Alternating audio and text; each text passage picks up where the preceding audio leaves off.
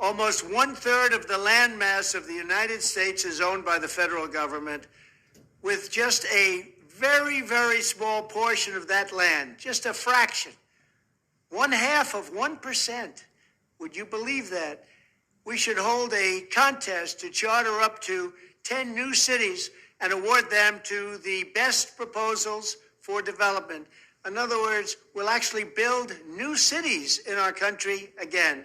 These freedom cities will reopen the frontier, reignite American imagination, and give hundreds of thousands of young people and other people, all hardworking families, a new shot at home ownership and, in fact, the American dream.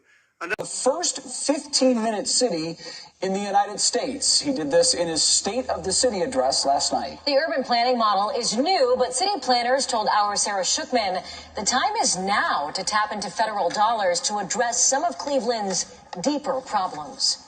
The Green Agenda is taking inspiration from the illiberal days of lockdown. What's happening in Oxford? Well, Oxford has something called a 15-minute city that they want to implement. And now they're saying what they want to have is bus gates. They call them all a trial. They say it's a trial. When they did, but they have bus gates, which will mean you can't drive in many arteries, and you're only allowed 100 passes a year. So if you have 2 cars, that means 50 each, to go to certain areas, and you otherwise have to go much further around a whole ring road. So it's meaning that people's journeys that are really important are getting massively delayed. There's far more pollution. It's allegedly to stop some pollution, they say, but there's pollution often in very rundown areas. Many people in East Oxford who are much poorer and much more rundown, they don't have facilities around them in 15 minutes to walk to. So once again, ordinary people are being punished more. But the thing that's most problematic with this in Oxford, and we're seeing it happen in some other cities across the UK, is that there are objections. In 2006, when we banned smoking from public places, and there are objections now. What I find unacceptable, though, is some of those who've got legitimate objections joining hands with some of those outside who are part of a far-right group who are... Some of those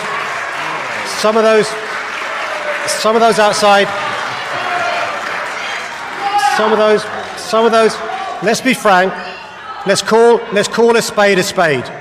Some of those outside are part of the far right.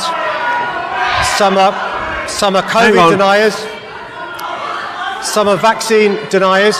Now, to those people who've got legitimate concerns,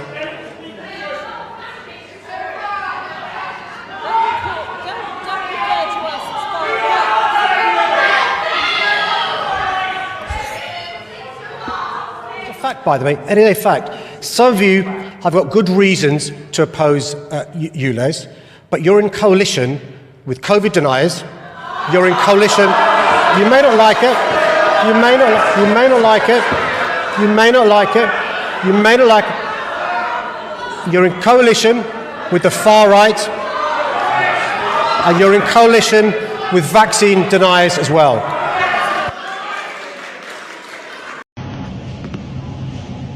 Okay, so I'm in the Walmart in London, and I'm thinking all this is cameras for when? Tell me. They're here. In front of the meat section. And here, in the egg department. All along. Hello? I know you're there. Hey, what is this saying?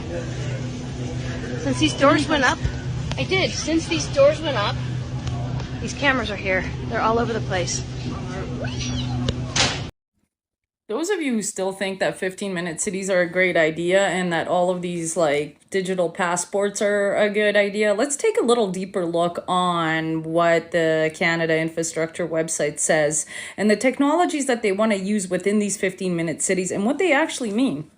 All of these little dots are proposed 15-minute cities, and all of the colors within these dots represent how much money, prize money there is for each city if basically completed. So 给你们解答这个问题。我现在在外面，然后我进去就正常刷脸就可以。验证通过。就进来了吗？我真的进来了。然后没有人管我。现在看，我再绕出去，以前哪敢呢？不行，迫不及待了，快跑！看，这是另一个炸鸡。验证成功。